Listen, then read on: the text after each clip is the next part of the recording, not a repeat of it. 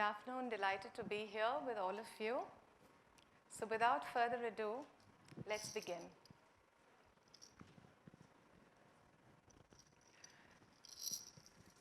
Nanate bratuku natakamu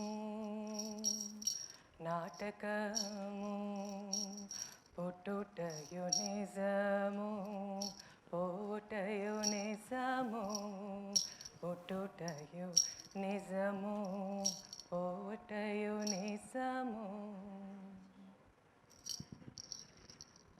song that reminds us that birth is certain and death is certain. All that is in between is drama and stories. So let's get on to some stories. If you walk around the holy city of Varanasi, you will find a unique custom there, that when people sit down to meditate under a banyan tree or a peepal tree, they will always have beside them a round pot, a big one, with a small round hole.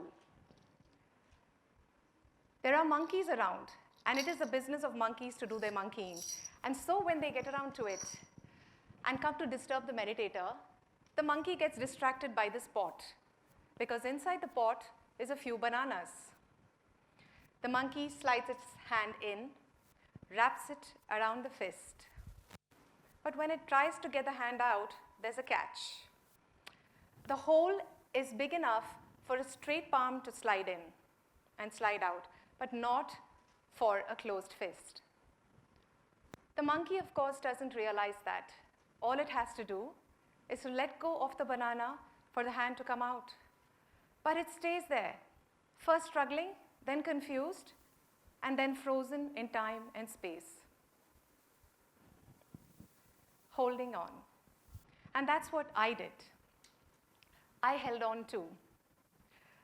I held on to things that life showed me I had to leave.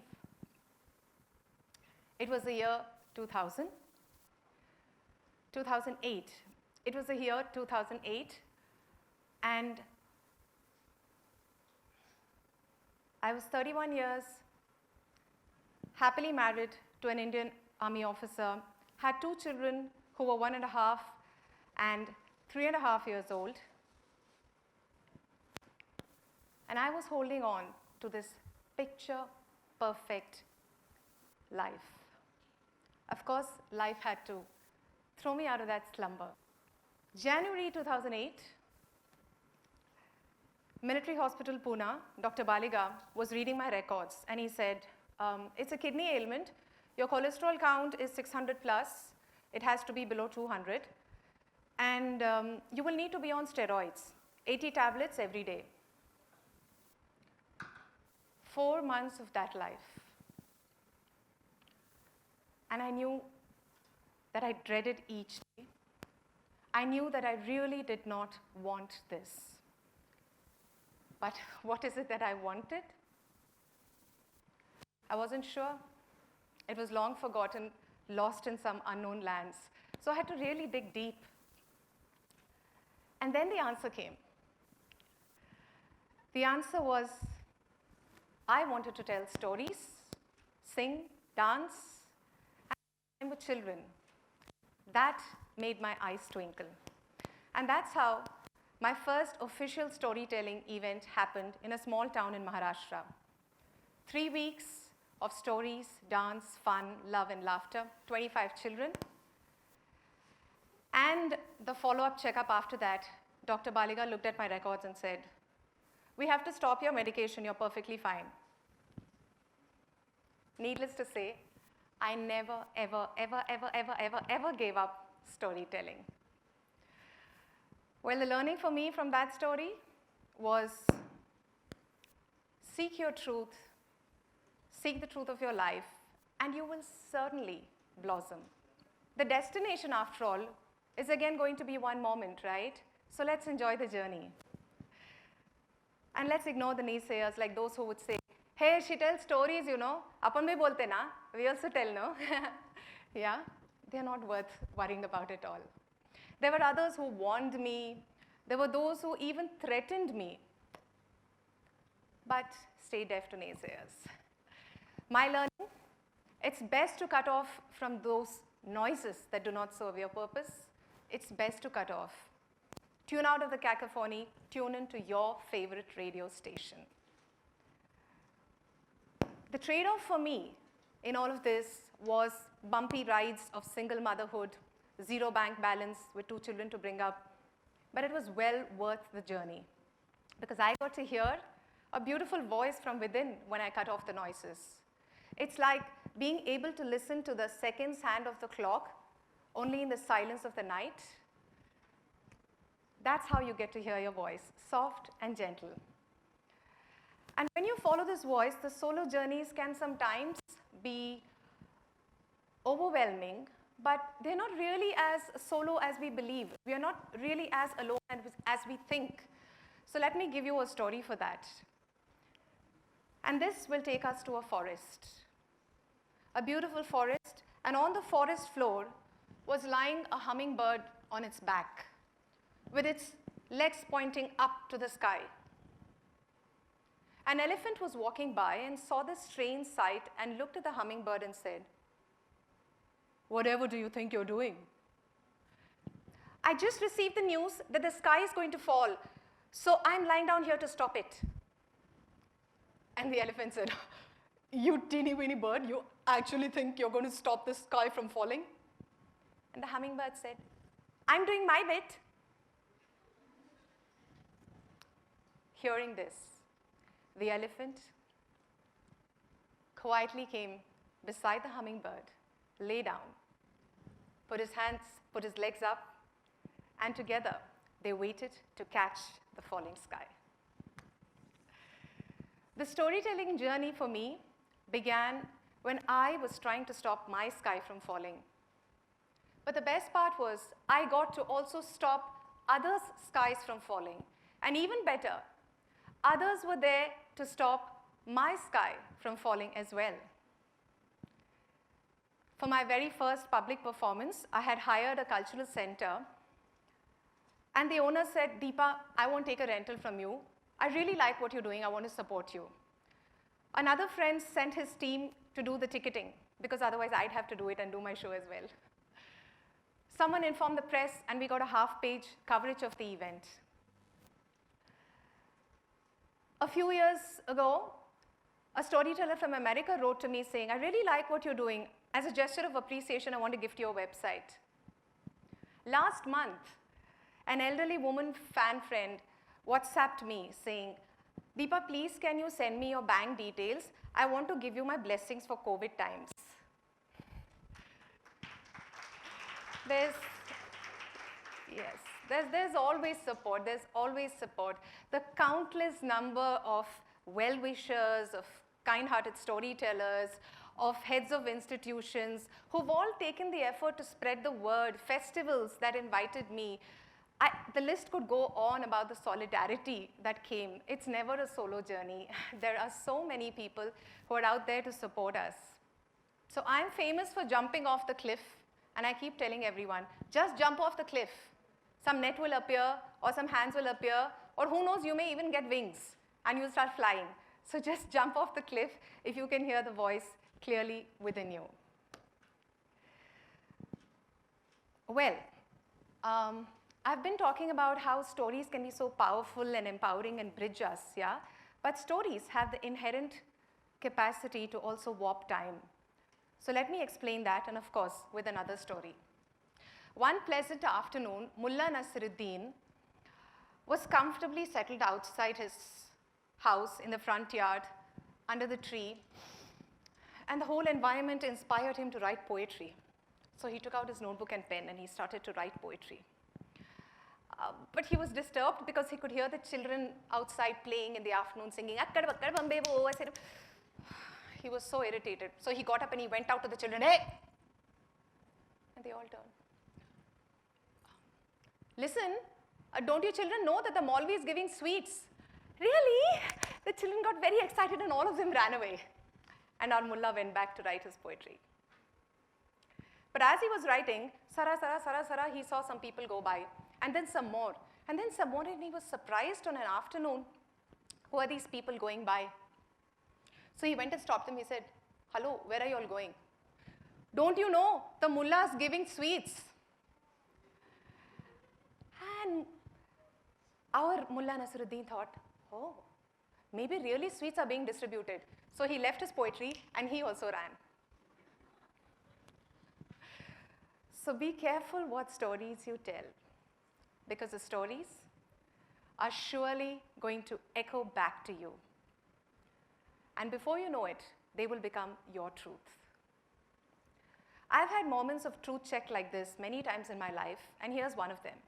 It was December 2018, and a journalist who was interviewing me was pushing me to speak about my mother. So tell us, how did your mother contribute to your storytelling journey? You have shared that your father, introduced you to stories, he bought you a lot of books, and what is your mother's contribution? Now, my mother never really contributed anything. She never understood my storytelling journey. She doesn't even accept me as a storyteller. In fact, I went on to share with him my favorite story that I love to tell about my mother. It was the first time in 2016 that I'd received an international invitation for a storytelling festival in Iran. Yes, this validates me as a storyteller. Yes, Mama, here I come. And very proudly, I made a call to her. I said, Amma, do you know your daughter has been invited to tell stories in Iran? And my mother said, Ayyo, Iran, Pakistan, in the ponne engalam povalodi. Instead of being excited and congratulating me, she was anxious for me that I was going to Pakistan, which she has substituted for Iran in her head. And I told the journalist, see, my mother never ever supported. In fact, she would call me to tell me, hey, you know what that uncle in Coimbatore is telling, what that one in Jamshedpur is telling about your single motherhood, about your storytelling career. These were the updates from her. So I said, no, nothing. But this journalist, he was more stubborn than me. He didn't give up. He said, that's not possible. There must be something she contributed. So I had to sit and think and think. And then I realized, I said, my mother's the one who introduced me to dance. She would take me for dance classes. She would take me for so many dance concerts. She and I would watch the best of the best Indian classical dancers perform on Doordarshan, national television. She would even record it so that we could watch it later. And Amma and I watched those recordings a multiple number of times. She had brought dance into my life, and dance is an integral part of my storytelling. Dance is what gives life to my style of story narration. Ah, see? The journalist with a smug smile. It was a moment of truth, I had to admit. And the self-reflection continued, and I said, you know, I was able to make all those international travels for so many different festivals, primarily because my mother would come and look after the children, or my children's paternal grandparents, or even their father. It was so many people who contributed to the journey. They all took turns to be there, to be available, I admitted. Turns out I'm not a very reliable storyteller. Well, what it really turns out is that the nature of stories is unreliable. So the danger of these stories is they can warp time, and we are struggling with the past and the present. But the beauty of these stories is that it reminds us we have a choice. We have a choice to step back and choose which narrative is going to empower and to leave behind the one which is not. So as A.R. Rahman said in his Oscar speech, let us choose love. Let us choose stories that empower and refuse the ones that draw us down. And I'd like to leave you with one such story. It was the year 2016, and I went to a school in rural South India called Puvidam, a residential school for children of migrant workers in rural Tamil Nadu. Of course, I didn't miss the chance to spend time with the children, telling them stories, playing games with them. The children were from grade 1 and 2. It was a new game I had shared, and one child didn't get the rules very clear, and I gently reminded her that she was forgetting the rules. Maran Paitya. Immediately, her classmates put their arms around and said, Akka, ivlakilla seriya puriyadu. Which meant, Akka, she doesn't follow or understand very well, you know. And that's when I noticed something that I should have noticed earlier. That girl was older than the rest of them. Obviously, she was a child who was biologically older but had different needs, and so she was with the little ones. But what amazed me most was the children were protective of her and even went on to make her win the game because she was so involved and enthusiastic and excited. Being someone who works with teachers, training them on ways to engage with the natural intelligence of the child through stories, through music and arts, this was an experience that left me awestruck. I delighted in the children guiding me along on the journey of togetherness, which is what life is all about. So what better definition of education can we ask for? This experience left me deeply inspired and is one of those songs my heart likes to sing. My heart likes to remember. So my learning, find the song that inspires you, seek the musicians who inspire you, join the band and sing along. You and I are going to die. You and I are going to die. So let's not die with our songs unsung. आखिर ये तन खाक मिलेगा, कहाँ फिरत मगरूरी में, कहत कबीर सुनो भाई साधो, साहिब मिले सबूरी में. You and I are going to die. So let's sing our songs before we do. Thank you.